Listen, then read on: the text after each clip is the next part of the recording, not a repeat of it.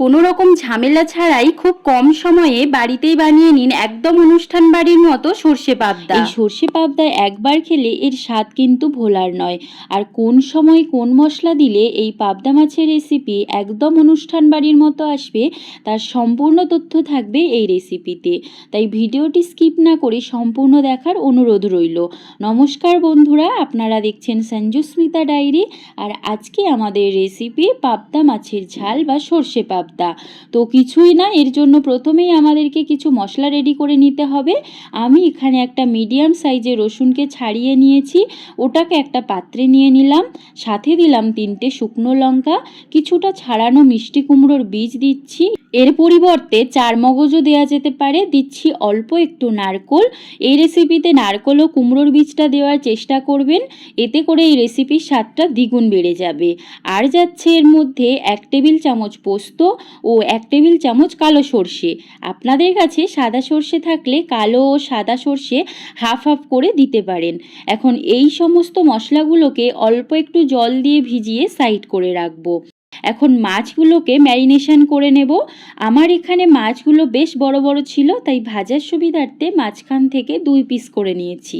প্রথমেই এর মধ্যে লবণ, হলুদ, সামান্য লঙ্কা গুঁড়ো আর অল্প একটু সর্ষের তেল দিয়ে ভালোভাবে মিশিয়ে নিচ্ছি।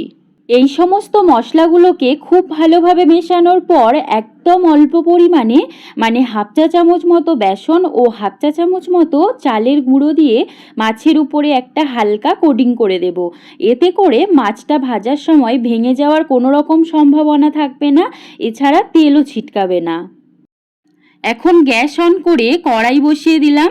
কড়াইটা বেশ গরম হয়ে যাওয়ার পর পরিমাণ মতো সর্ষের তেল দিয়ে দিলাম। এখন মাছগুলোকে উল্টে পাল্টে খুব ভালোভাবে লাল লাল করে ভেজে নিতে হবে। আর একটা সাইড খুব ভালোভাবে হয়ে যাওয়ার পরে অন্য সাইডটা উল্টে দিতে হবে। তাহলে মাছগুলো আমার এখানে ভাজা হয়ে গেল। এখন মাছ ভাজা তেলের মধ্যে আরও একটু পরিমাণ তেল অ্যাড করে দিলাম। আর এই সম্পূর্ণ রান্নাটা কিন্তু সর্ষের তেলেই করতে হবে, তাহলেই এর আসল টেস্ট পাওয়া যাবে। এখন এর মধ্যে হাফ চা চামচ মতো কালো জিরা দিয়ে ওটাকে কয়েক সেকেন্ড ভাজার পর কুচনো পেঁয়াজ দিয়ে দিলাম। পেঁয়াজটাকে একটু নরম করার জন্য দিলাম পরিমাণ মতো লবণ আর সাথে দিলাম হাফ চা চামচ মতো হলুদ গুঁড়ো। পেঁয়াজটাকে 1 মিনিট ভাজার পর ঠিক এই রকম হয়ে এলে একটা মিডিয়াম সাইজের টমেটো পেস্ট দিয়ে দিচ্ছি। এখন এই টমেটোটাকে পেঁয়াজের সাথে খুব ভালোভাবে আমাদেরকে ভেজে নিতে হবে। আমি এখানে ঢাকা দিয়ে দিয়ে টমেটোর কাঁচা গন্ধ না যাওয়া পর্যন্ত ভেজে নেব। টমেটোটা সম্পূর্ণভাবে ভাজা হয়েছে কিনা তা বোঝার জন্য দেখবেন চারিদিকে ঠিক এইভাবে তেল ছাড়তে শুরু করেছে। ঠিক এই সময় আমরা আগে যে মশলাগুলোকে ভিজিয়ে রেখেছিলাম ওই মশলাটাকে পেস্ট বানিয়ে দিয়ে দেব। এখন সমস্ত মশলাগুলোকে একদম লো ফ্লেমে ঢাকা দিয়ে দিয়ে ভাজতে থাকবো।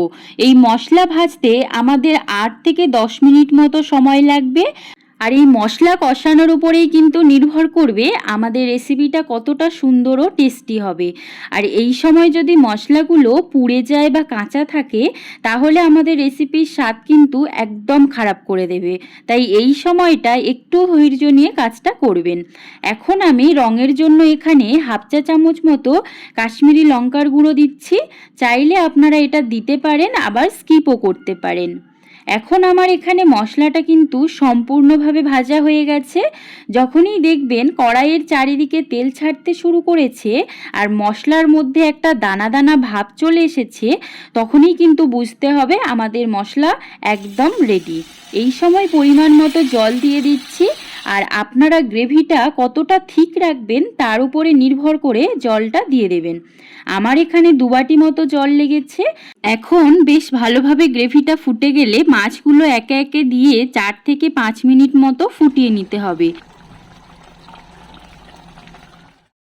সবশেষে উপর থেকে কুচানো ধনেপাতা আর ফ্লেভারের জন্য একটা কাঁচা লঙ্কাকে চিড়ে 2 ভাগ করে দিয়ে দেব।